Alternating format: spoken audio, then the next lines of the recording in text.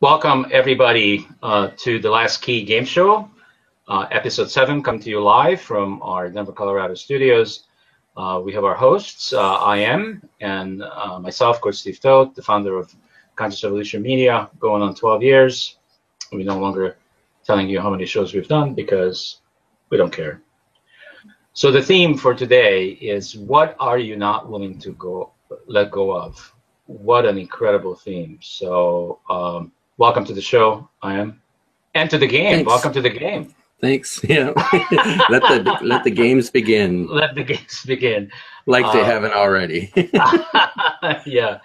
All right. So, well, I wanted to kick the show off today just about this little clarity and light bulb that came on yesterday regarding the characters that we're playing and how our life. I realized that my life is a movie, and you and I want to make a movie, right? And that's kind of interesting.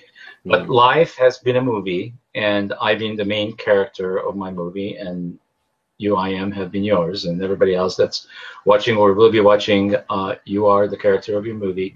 And we have our supporting cast. And it's kind of funny that people say, well, I don't know how to make a movie. Including you, I am, and yeah. That's not true, because if it is true that you are the major character or characters in your movie, and you are the producer, you are the man that makes it all happen, and you have your cast, then you already know how to make one, right? Technically, humanly consciously speaking, no, I still actually humanly consciously speaking don't know how I'm doing this. I do have so much evidence that I can't even deny it. But as far as the technicalities, I'm working on that. And actually, I mentioned that to you in email. I'm working on a course.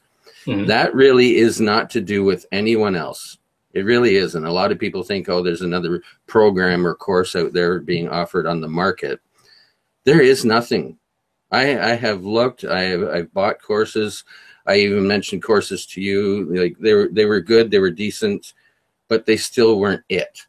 They just do not line up with what I already know, and they don't come from a spot that's duality. Yeah, so they're talking to duality, from duality, about duality things. And what if you want to go beyond that? What if you're already gone beyond that? So I'm working on a course that is designed from this viewpoint. I don't even remember why I got on this. It doesn't matter. But what's interesting though is that I've been getting a lot of resistance on my shows, regarding duality. And you pointed out to me more than once that for years I have been starting my shows asking my guests, if I take away all your titles that you have had in your life. Oh, ask me that. Yeah, so... Go ahead, we'll play this game. Okay, play this game. Okay, so if I took away all your titles that anybody has ever called you ever since you've been on this planet, and some of those titles would be, your name, it would be that you are a son, you are maybe a brother or a sister or a coworker or a friend or whatever, co-host, any of those titles, if I had the power to take them away and you no longer have them, who would I am be? Who are you? I am wavicles that are being observed. I am the observer who's observing the wavicles. I am the observer within the wavicles who's being aware that I'm being observed. And as above, so below. Wow. Wow, huh? Nobody has ever defined it. That's what I mean. When you're coming precisely, and I have goosebumps, of course, on my entire body. When you're coming from a different spot, and you already know this spot, in fact, it was said in 1944, you just have to retrain your brain. And you know what's wild about that? It's really wild. Okay, I said it was said in 1944. That was science. That was Max Planck, actually. There is no matter as such. He didn't give a definition. He just gave a opposition to your already definition. Because, you know, we're matter, we're thinking we're matter, we're focused on matter, we're walking in matter, we're walking on matter, we're striving for matter, we're hoarding matter, we're ensuring matter, and we're even making a retirement with a plan that has all sorts of things to do with matter. But we've already been told there is no matter as such. So technically, what we're working on is nothing. What we're focusing on is nothing. And what we think we are, we aren't. And we're just so busy that we don't even address that. But I'm actually addressing this in corporate America. So I'm actually for a couple of years now, I am watching and observing because I drop all these hints, like the things you just said. Yeah. In corporate America, and the resistance is outrageous. It's incredible how people are attached, and it's funny. Oh, I'm not supposed to use the word funny. Well, it's completely related to what are you not willing to let go of, and people are not willing to let go of who they think they are. That's because in their minds they are. Absolutely not, and it's so real to them. And if I challenge that, and believe me, I challenge it every day. By the way, this month I broke records again, and so now eyebrows keep going up because they can't figure out how I'm doing it. Yeah, and I got called out again. And I accept it, and I got to share this story because it's outrageous. Please. So this is what they're doing now. So what people are doing in corporate America with me is they continue to challenge me because they are wondering if there is a limit to what I can do. Good. And they're looking for proof. So here's the thing. So I work in the sales area, right? So we have. We're like 25, 30 people in a whole sales area that we're all together, and it's a very alive environment that I have created. It's very funny. Oh, I'm not supposed to use the word funny, but I don't have another word for it. So I make it very, very funny all day long. We crack jokes, and you don't even understand.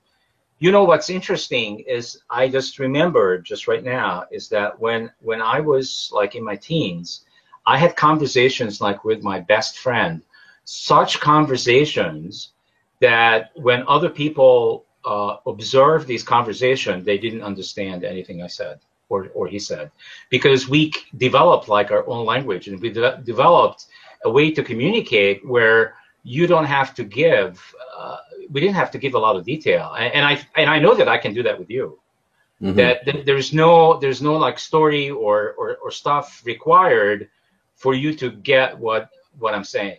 Yeah. And that's what's happening in that corporate environment is we say things, and if you're not part of that group, you don't understand what the hell we're doing. Because it's almost like coded. You know what I mean? Yeah. Yeah. And it's very, very funny, and people are laughing their butts off all day long. And it's a very stressful environment, by the way. So what happened is one of the guys came over, because where I sit and where I am, it's like, you could say, I guess, is the nucleus of the sales office.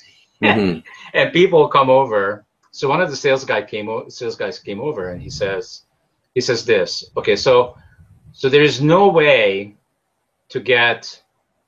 that in this company, one of our salespeople, including myself, could get 20 transactions done in a month. There's just no way. We're not set up. We're not designed to do that. So what that means is if you do 20 transactions of our type, that's somewhere around, just to put it into dollars, $5 million a month. That puts you like in the top 1% of the industry.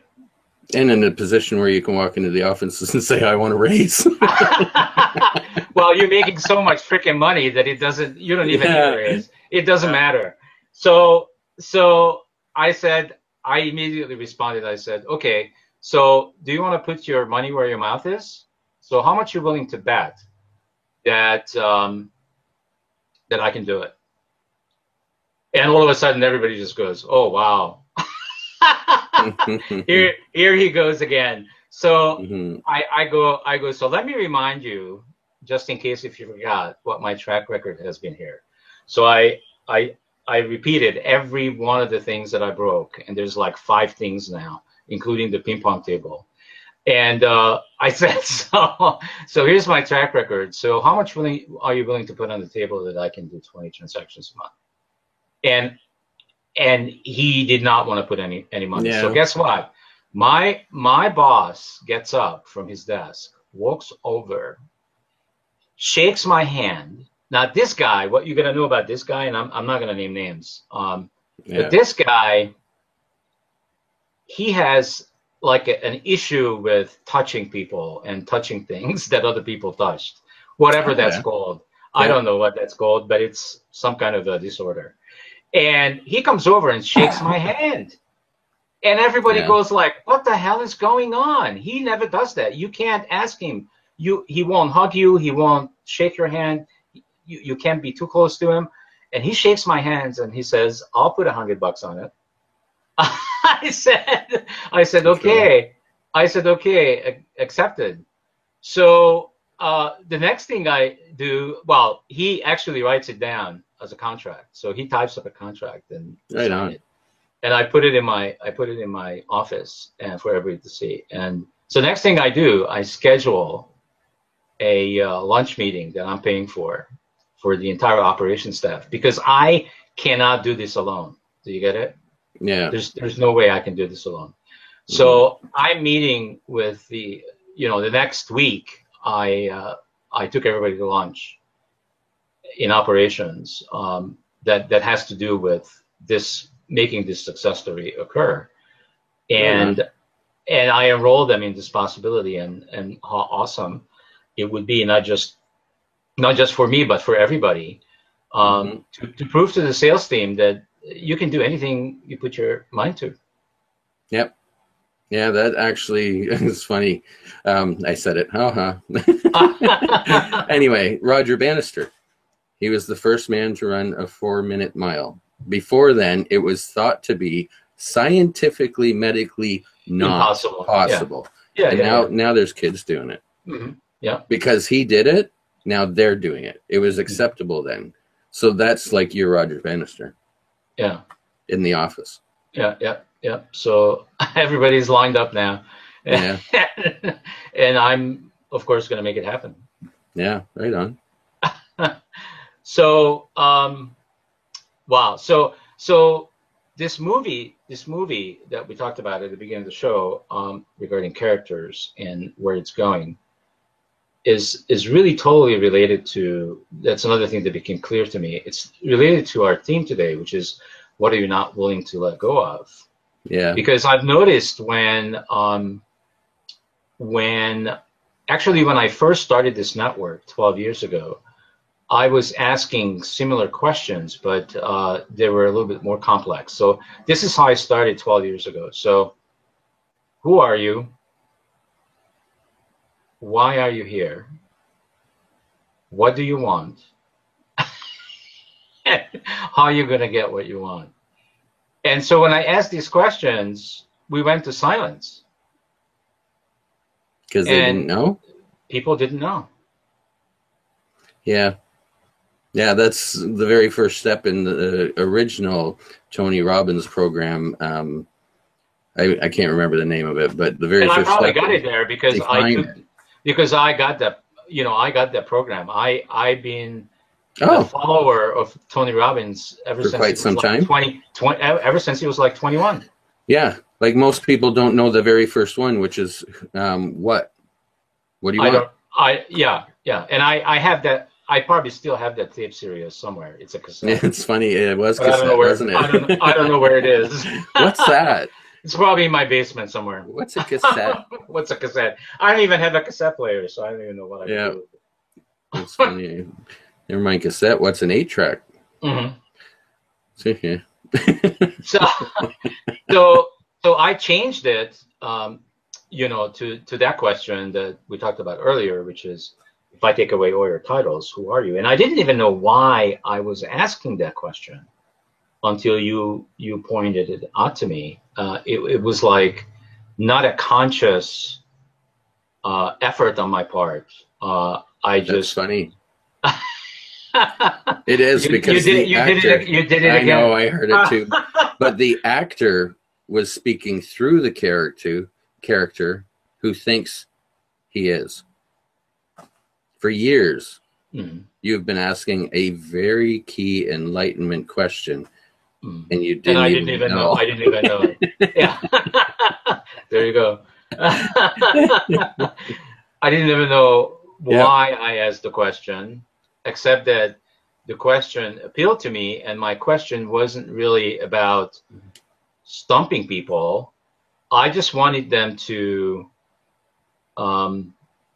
pretty much just focus in on who they really are, so that the show would unfold from that place versus who they think they are. Yeah. That would have been really good shows. And I figured since they that I got them focused in, and then I started to pay attention to the answers, and I decided not to judge the answers. I just went on from whatever they said, because I could have judged it easily. Yeah. And I still don't. I just let it go and move on. But I pay attention to what they say, because it gives me some access to who they really are, and maybe where are they, and where the conversation goes from there. Right. Yeah. Interactive. So, yeah, interactive. And so what also been stumping a lot of people is that for a long time, they wanted me to read their bios, read their books, use the questions that they were sending me. And I said to everybody, I don't do any of that. First of all, I don't have time to read your books. And then I said on many shows that there's nothing new that's been said for thousands of years. Oh, yes. And that pissed some people off. But what am I going to read all this stuff? I have books after books after books on my bookshelf, but it's like every time I open one up, there is hardly ever anything new. Yeah, that's being said. It's all just repackaged stuff that we already know. It's just like what you said. In 1944, we were told by science that none of this is real, and I'm walking around in a world where everybody's completely not willing to let go that this is real. Yeah, that's like the lyrics of a Marilyn Manson song that I have on my page that is linked to this character, called "This Is the New Hit," and it starts with "Everything's been said before. Everything's been said before. There's nothing left to say now, so let's just keep doing it. When it's all been said, just call it out by name: sex, violence, drugs." You just listen or read the lyrics of that song. He's a genius. Yeah. It's just like it's another hit song telling you, I'm not going to tell you anything new, anything that you haven't heard before, but you're still going to buy it. And they do. And it is a hit song. It's like when I go to MSN.com, I go to the news page, right? Yeah. And anytime I open my browser, it just says, okay, 3 died here, 20 died there, violence in this city, violence. It's the same thing every day. Yeah. Yeah, exactly. Wow. And that's the drama. And in a drama or a play, we're all actors. And life is a stage. I think somebody said that before. Yes. So why do you think people are like scared to death when you're asking them to let go of all these characters? What scares people? Unknown. And let's look at this like a character or a role or an actor or a play. Okay, Jim Carrey's also somebody who's an actor, and he's recently come out about his beliefs. So I'll use his name. He probably won't mind. He's an actor. He's a really well-known actor, and he doesn't think he is the pet detective. He doesn't. He doesn't think his name is Bruce, followed by Almighty. But he played those roles, and he played them. You know, you were in the movie, and that was Bruce, and that was the pet detective who asked his friend for an aspirin. But anyway, when the role was finished, when all the takes were done, Jim Carrey did not die. The role ceased to exist, but the real person behind the voice, the face, the sounds, the gestures went on, continued to exist. So we don't address really easy things because we're afraid to address them, because maybe all the things we've been told, or the ideas of what we think of as the end of our character, because we're convinced we are the role. Absolutely, thoroughly convinced we are this. There's nothing behind me, behind my voice, behind my intelligence, behind my heart beating without me even, consciously doing it. I'm it. This is me. This is all there is. That's the mindset. But if you will accept it and just sort of play with the idea of, okay, well, what's this all mean? I'm really the actor who's been playing the role, who's been thinking it's the role. I really do not cease to exist. Now, this is my belief about the whole death thing and all that sort of thing, and regurgitating, I was going to say, reincarnation and all that, karma, coming back for a second try or whatever. What you take with you is what you hold in your own consciousness. If you hold, I'm a human being, I didn't do it right, I need another shot,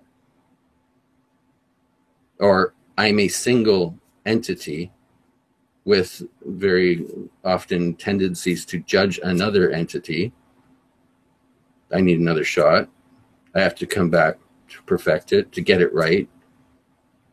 And what I know of your power or anybody's power, that will happen verbatim, because that's your consciousness beliefs, because reality works with you. It's your consciousness beliefs that you're seeing. What you are to you, you see. So if you grasp that you are the actor, you have already put death to the role, the character. And this is actually a little secret thing that I saw in the Bible. It's, talks about those who won't taste death and all that sort of stuff. You're going to face it. Every human who came in on level 1 program, which is dependent upon everything, everyone, others, parents to wipe your butt and feed you and all that sort of stuff, money to get food and all that, elements, that's level 1. I can't remember where I was going with that, but anyway.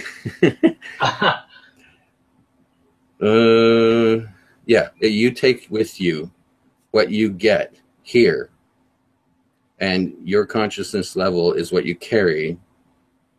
So if you, as it's said in and not quite comprehended in the Bible, carry your cross daily, meaning to the character, to the role, die here and now. So when you have to, you already faced it. You already did that. So you the actor, accepts that you are the actor, not the character, You come out of that role that you've been playing so well that you're totally convinced, and you're taking on a new identity. And this is also in the Bible, and it's a huge secret, and it's a huge teaching, and the teaching diverts your focus, and that is the temptations of Christ, where supposedly Satan took him out he went out to the desert for 40 days, 40 nights. What the point was only the identity. That's it. But they make a lot of drama about the fact that there was the devil and about how he answered and all that sort of stuff. And it was just, who do you think you are? If you think you are this, then why would you play with the illusion? Why would you want a kingdom? You are all of the kingdoms. Why would you want to prove it? You are this. So it's, I think it was written as if you are the Son of God. But the point is, who are you? To you, who are you? Wild, huh? Like the whole idea of life after death and death and there's so many different beliefs about it. Every single one of them is true. According to your faith, be it unto you. That's also in the Bible. And as above, so below, that's also with the placebo. It's so many, there's so many things that tell us the same thing that it's absolutely amazing that we don't get it. And we don't get it because we don't want to right now. And because of who we are, it doesn't matter. So I had this interesting conversation, again, back in corporate America with our operations manager. And I referred to somehow the process of the office. I was actually enrolling her into this possibility of supporting me to do 20 transactions. I, by the way, have 3 months to do it. I can do it in August, September, or October. And she was completely getting enrolled. And then I said this, that so the process that she has created to getting these contracts done, I refer to it as the Bible. And she's very religious, and for a moment I forgot. And it just got her really aroused, like, you can't compare me and what I've done here to the Bible. And she says, I cannot be mentioned even close to who Jesus is. And she just basically let me know that she doesn't want me to refer to her process as the Bible, because the Bible is a sacred thing.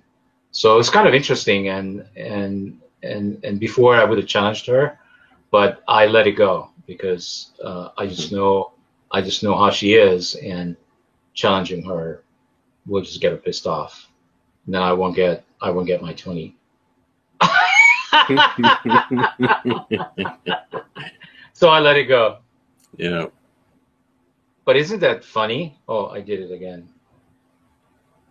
What? That people just some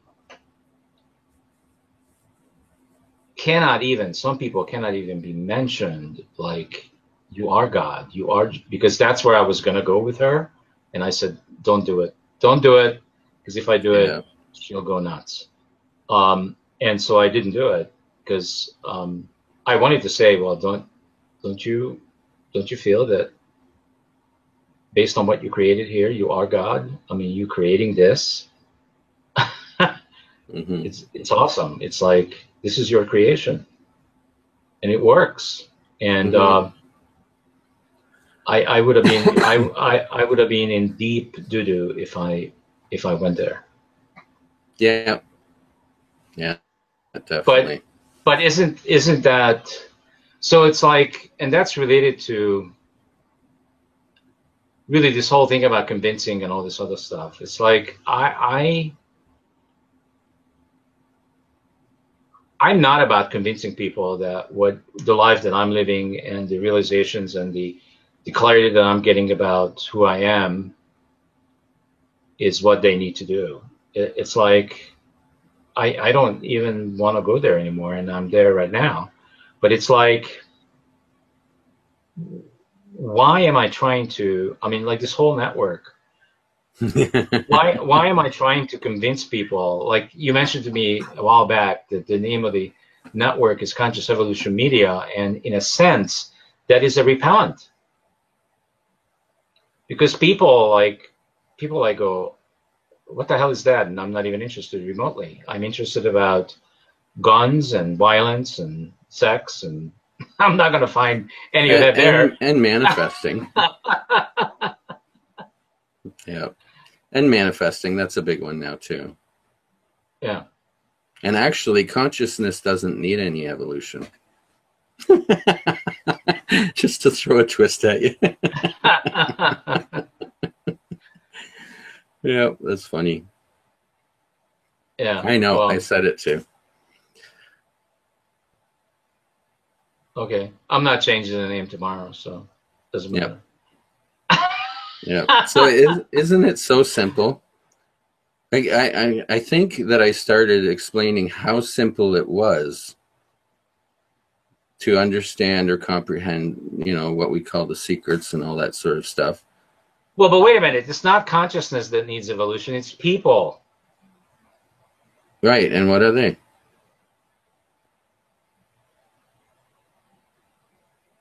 Well, they're God. But they don't know it. At the core, but they don't know it. Right. Anyway. I know it's funny. Yeah, it doesn't matter. What was I thinking? Not only they don't know it, they don't want to know it. Right. That's another thing that's really easy. It's just observing. Just observe and you know, put your own brain to use, looking at, well, why don't they want that? Well, then answer questions, why wouldn't I want it? And then, you know, you get through all these sort of things. And I do that. That's probably why I saw things in the Bible that people didn't see. There's one that I was recently reminded of.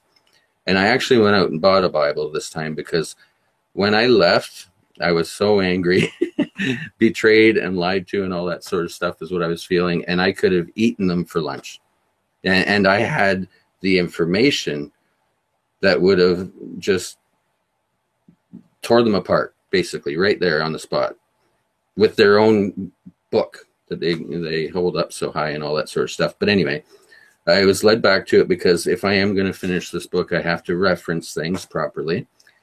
And there was one line that I thought of, and I thought of how simple it is, and they don't grasp this. And it is truly, truly simple. There's so much that we don't know because it's too simple. And this line is in Psalms. It wasn't even the New Testament. It was before the New Testament. Psalms 139. And it says something along the lines of, where can I go that you aren't? You know, I can go into the mountains and you're there. I can descend down to hell and you're there. And basically there's nowhere I can go that God is not. Now, just thinking about that, where can your left arm go that your left hand is not?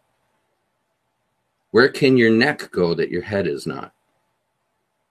Where can you go that you are not? It's so simple. See, the character is trying to get away from the actor, but it is the actor. It's attached. It is it.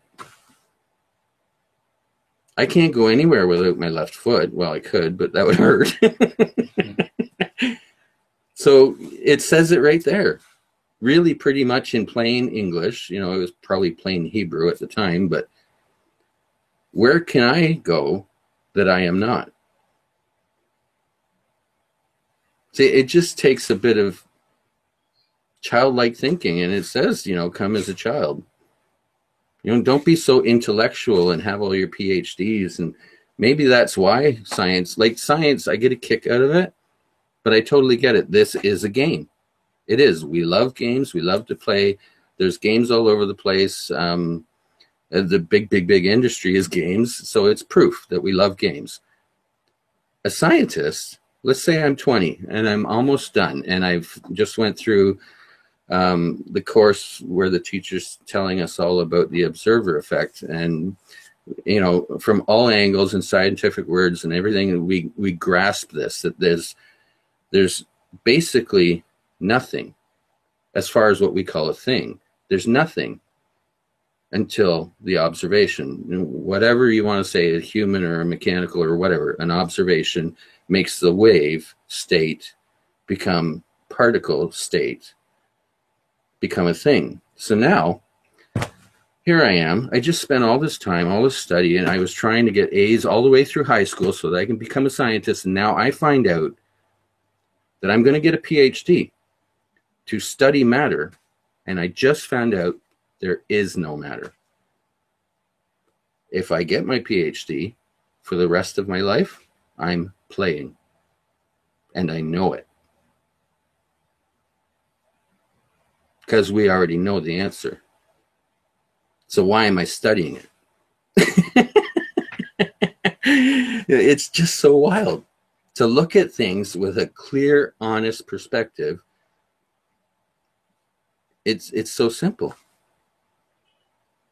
And even Shakespeare said that life is a stage and we're all actors. And like, how many times do we got to get told? Dorothy in The Wizard of Oz, she awoke at the end of it. We're all trying to awaken.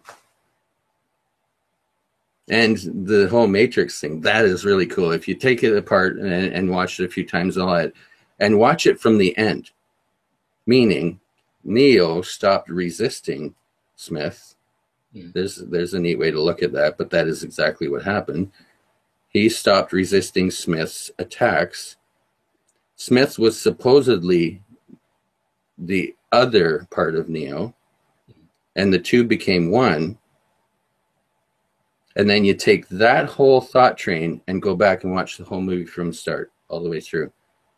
All the way through, Neo, the real Neo, like after pulled out of his consciousness and body and everything were pulled out of the Matrix. But let's just say your thought train, your consciousness is pulled out of the Matrix. Now, through the Matrix, you're fighting your other half all the way through. As you get powerful, so does he, because you're one. And one is the real Neo, and one is the role. Isn't that wild? We're fighting. Those who don't want to listen at all don't even want to fight. They don't even want to fight. They don't want to fight the idea. And we have to go through processes where we have to learn and overcome that specific part where there's a duality. That's that whole, the circles thing called flower of life. Mm-hmm. A life full of loops. And if you take one loop out and you make it the yin and yang, you got to get over this duality and see it from a higher perspective. Then you got to get over this duality and see it from a higher perspective. Then you got to get over this duality and see it from a higher perspective. Then you've mastered life. And that's just one perspective. And all of those things, those sacred geometries, they're really about perspective. And they help you with your perspective too. Some of them will make you see things in forward and then the background, and it'll seem to move. And like if you're staring at it long enough, it's playing with your perspective. It's tweaking your mind. It's exercising it like a muscle.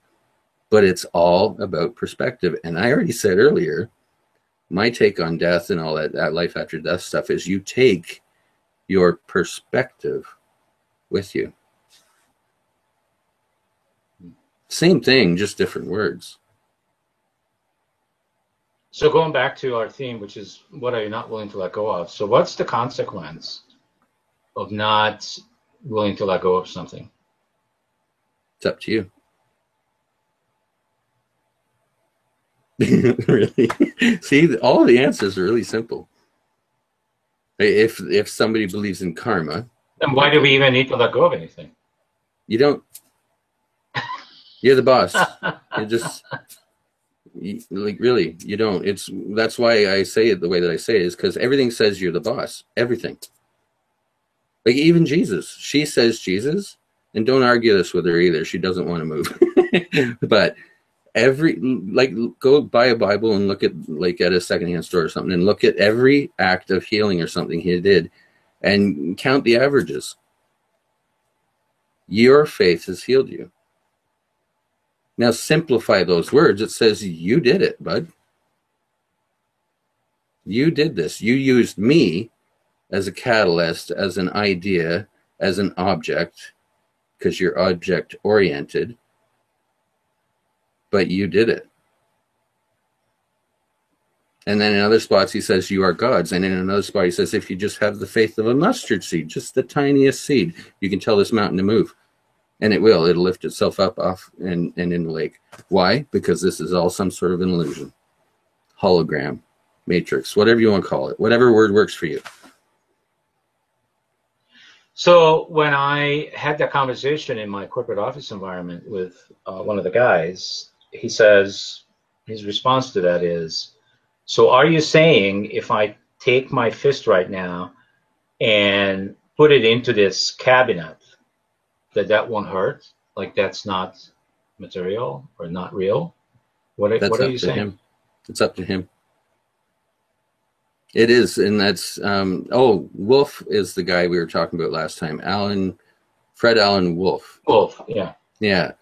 And he was saying, as I said in the last one, is the signals that come up the nervous system, they're all the same. You define it up here.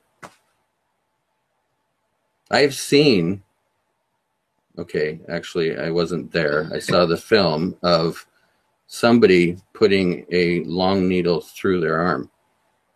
Not twitching, not flinching. To him, that didn't hurt. It didn't even bleed. To him. And I've heard the Uru being tested by scientists and all that sort of stuff, doing that with a knife. Right through the arm. Right in front of them. And one of the scientists was trying to get to him. Trying, I'm gonna break this guy. I'm gonna break his concentration or whatever it is he's doing this trick with. And then he'll be found out to be a fraud. And he actually did get to the guy just enough to start the arm bleeding. Divert the attention. That's all. Divert the attention away from the concentration of this is not real. And this lines up even with a lady who can lift a car off of a baby. She's not thinking of anything but getting that thing off of that kid. She's not thinking she can't. Oh, how heavy is it? I've never done this before. Her whole focus is on one thing. And when you think about it, what we know of reality is now, coined in a line of something like this. Everything is energy and information. Okay. In a sense, I can lift up the whole world, all the vehicles in the world, and all the people in the world, and everything that we can think of by holding up a DVD of a movie. Like, say, it's the End Times movie or something like that. Because that is energy and information. Well, it's needing the energy to play it, but it's all of the information which was burnt onto the DVD with energy. So technically speaking, it's weightless. And we're told that's what everything is. But we're operating, most of us, at the same frequency. So unless this guy that was going to put his fist into the locker or whatever understands all this and comprehends it and has practiced certain things daily, his waves, it's all vibrating at the same frequency range as that locker. They're going to impact and not go through. But if he's operating at a different frequency range, like, I really have to at some point get a chart that we've got this frequency chart, and there's a slot for visible range, slot for audible, a slot for X-ray, a slot for gamma ray. All of these things are existence. You can see what exists in this range. All of this other stuff still exists, but your eyes don't see it because they're operating in this range. But then that gets us back to who's in charge. Like cause and effect, gravity, every law there is, who says it is? To you. We just accept that. So are you saying that even gravity is just a concept? It's not real? If this is some kind of illusion, what's gravity? If this is some sort of a hologram, what's gravity? You see how if you simply think simply, things just start to open up. And observing and thinking simply, everything lines up and clicks together, because if I say, no, this scientist and this guy said that, this is what is, I'm still the one saying it. Sure, I'm putting the responsibility on that one. I don't want, really, I don't want to deal with it. I don't want to go there. My character is not ready to go there right now. So I'm like, we want the government and we hate the government. We want them to do the job. And we'll blame them for doing the job. And that's the same with this. We don't want to try to heal ourselves. We'll blame the doctors and the medics and the industry of medicine. And we don't want to know about what is. We'll blame the guy that tells us what is. And he's got the PhD, so it's his fault. It's all shirking responsibility until, that's why things like people talk about the Illuminati, and some things been said that they're just saying, you guys just aren't responsible and all that sort of stuff. United Nations Declaration of Human Rights has wording in it that if you just look at it, we are opting out of being responsible for ourselves. We are. There's one in there that says, or any other limitation of sovereignty. You are sovereign, but you don't have to be. Or something in there about not self-governing. It's really amazing when you start to see the whole thing and how it all seriously lines up and points at one person whenever it's applicable to one person. This one. That's it. There's even that funny story about, if you're pointing at somebody, one finger's pointing that way, 3 of them are pointing back. Yeah. We don't want to go there, and we don't want to hear it. The placebo pill studies alone say that it's really your mind that determines cause and effect. See, that's the way we didn't look at it before. Matter, a pill is matter. It's meant to cause this. So it's meant to be in control of the effect.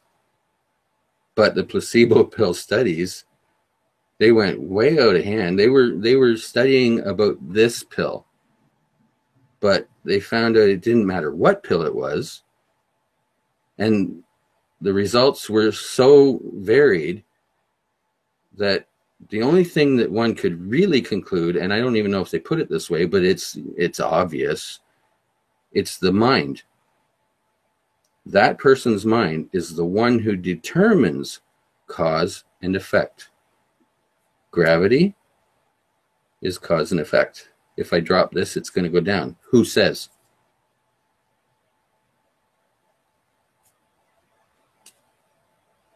This is nuts, eh? It's really, really nuts. And what if this is some sort of who says? But isn't it who says? Who says is my mind says that, and it creates that for me. But who taught the mind? Right. Who is your God? That's really what it comes down to. And how do you override it? Yeah.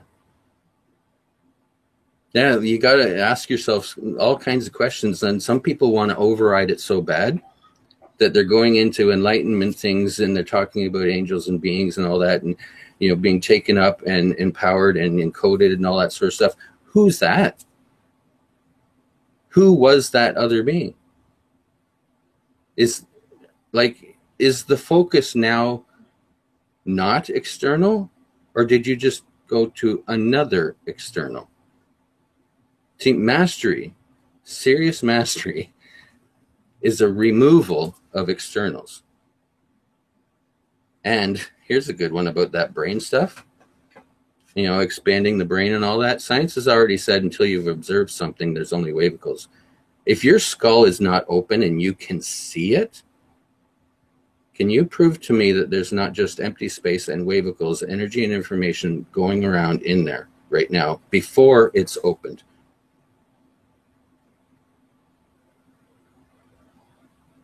That's wild.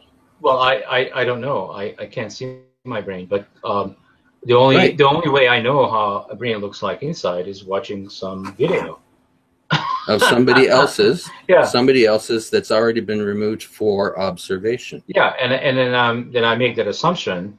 It's not even an assumption. It's like a certain reality. That's how mine looks like. Yeah. I have one of them. I have one of those. Oh, what's that? Gravity? Yeah, I have to deal with that too. Mm-hmm. It's amazing. And heart disease, have I seen mine? What is in this chest? Do I have a chest? Isn't this a hologram? When everything starts to intertwine and starts to click and you start to comprehend everything that's been said, that actually does start to make sense. It's amazing. But aren't we really challenging then the brain? And the brain is really not happy about that, is it?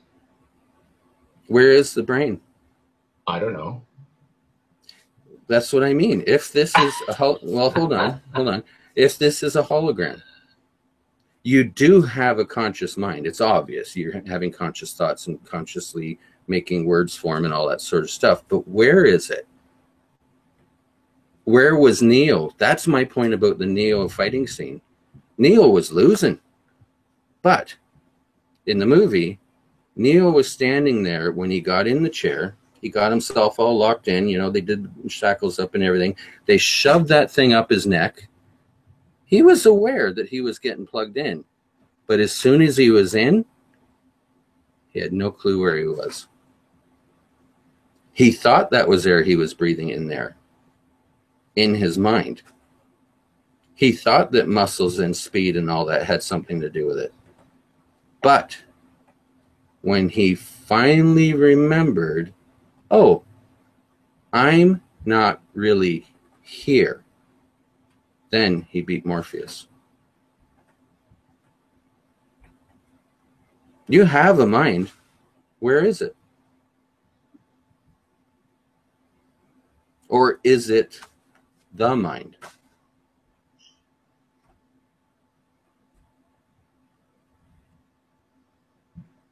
See, we're all busy playing with manifesting and manifesting more money and manifesting happiness and health and all these things that do not exist externally. Happiness you get inside you. You can have it happiness because you hit that thing with your fist. It's up to you. You define it. So you can have all the things you really want with none of the illusion and focus on just what the heck is going on.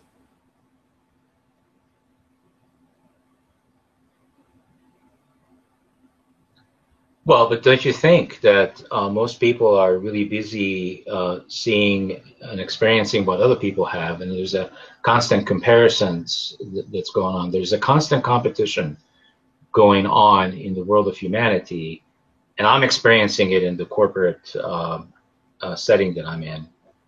It's a constant competition of what somebody else has, and that's the game. It's a game, yes. Yeah. Yeah, we even have competition games, and it's a very busy game. Mm-hmm. Yeah. I mean, we love games. We even love movies about games, Games of Thrones and stuff like that. It's so obvious. All of it is so obvious.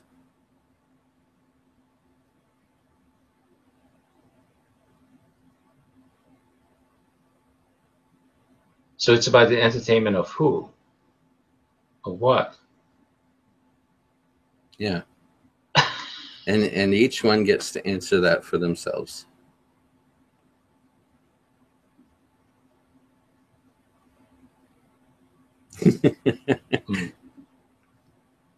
Yeah.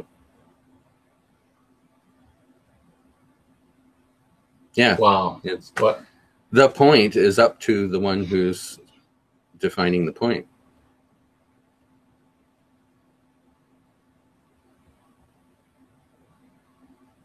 Well, except that we're copycats. Yeah. So we're recreating basically each other. If you look at all the habits, all the things we do, it's a copycat game. Yep. Yeah, and even the whole idea of enlightenment, it's really hard to find anyone on a webinar or something like that, or on YouTube, that is not at least attributing the where I am right now to something externally, even if it is a pineal gland. Like, we are so convinced in this unreal reality, whatever you want to call it, illusion, hologram, matrix, whatever words are, they fit you, kind of thing. And this pineal gland is part of it, and this brain is part of it. And these body cells are part of it. And if anything can hold me back, meaning not eating the right food, not doing certain practices, certain frequencies to the brain that's part of a hologram, anything, then you are pointing at that thing, that PhD, that degree, that guru, that nutrient, that frequency. We're so externally focused, we even say higher self. Self, but out there. Away from me. I don't mean out there. External to me. I have to go within because I'm not there. Yeah, and then that means that I have to search, and I have to pay for books and CDs, I have to play the game. And seminars and all that stuff. I have to pay for all that stuff so that I can find me. Yeah, and that's another one that's so obvious. They've got, in the whole mystics schools and all that sort of stuff, there's this image of the snake biting its tail. And even Jesus said, I am the beginning and the last. You're already there, bud. Yeah, go ahead. Take the path. You're going to bite your own tail again. Take the path, bite your own tail again. You're there. You're already there. You just don't want to admit it. Because you're busy playing. And so what? So what? Play. We all love to play games. Let children play. Yeah. Okay. Well, guess what? The conscious hour is over. Again. Lucky you, huh? Lucky me. What does that mean? I tend to be a bit too much. I don't have that experience. Well, I was going to speak of that, actually. I was going to talk about that, not specifically on the show, but since we're here. I doubt, by the looks of it, that anybody had interacted with us unless they were a ghost and didn't speak English very well. No, you and I are really actually at a level that others are not. It's obvious. Again, that's obvious. And maybe we're feeding the baby steak. If you recall that one from last show about, you just don't feed a baby steak. They can't digest it. Their system can't deal with it. And So- you've got decade of experience with specific enlightenment topics and information and knowledge, and I've got it, at least a decade. So maybe we should stop feeding them steak. You mean we have to get into baby food manufacturing? Yeah, maybe that. Oh maybe. my god! Oh my god! Or serving, we're the waiters. Okay. Well, recently you sent me this guy, this black guy, and I've seen him. I've heard some of his. Oh yeah. He's got this thing going on with the 10 this, 10 that, 10 whatever, and that's all. That's all marketing stuff. Yep. And yes, he has like 800,000 followers or members or whatever on his YouTube channel. So that's about numbers again, and obviously a lot of people are commenting on his videos, and I watched the one that you sent me, and I watched several of them before you sent me onto them. It just kind of turns out that a lot of the people that you send me, I have already seen them, heard them, watched them. I just don't go back. This stuff, after a while, it's beginning to bore me. Yeah. Because again, it's the same stuff over and over again. So this guy, you're out of the Happy Meal lane. This guy actually, I feel that he has. There's some. His personality is quite good. Oh yeah, he's funny. He's got a really good personality, and he's funny. Yes, and the way he delivers it, and maybe it's also packaging, because he's about packaging.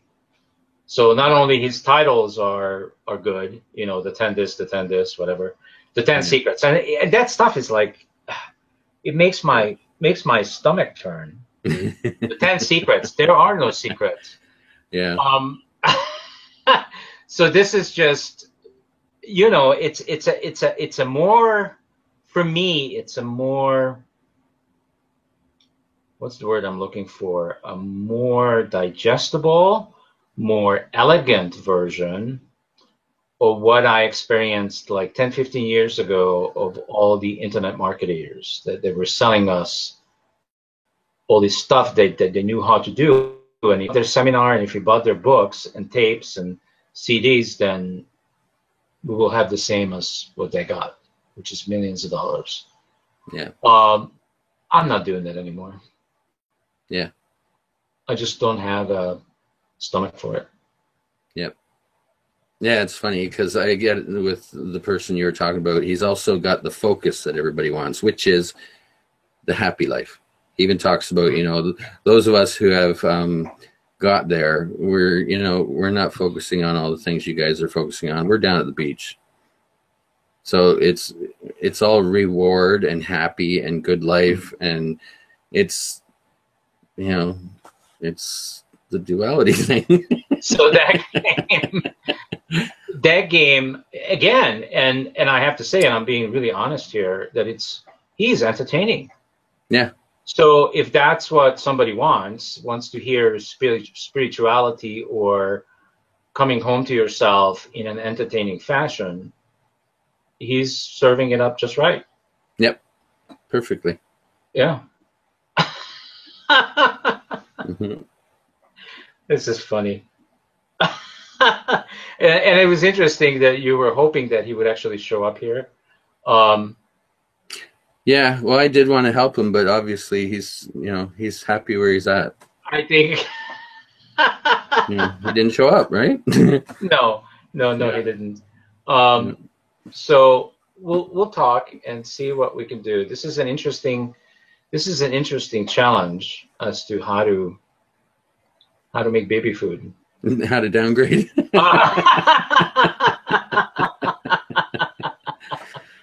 So that we can appeal to the masses. Okay, I'll have to think about. Promise to show your boobs next time.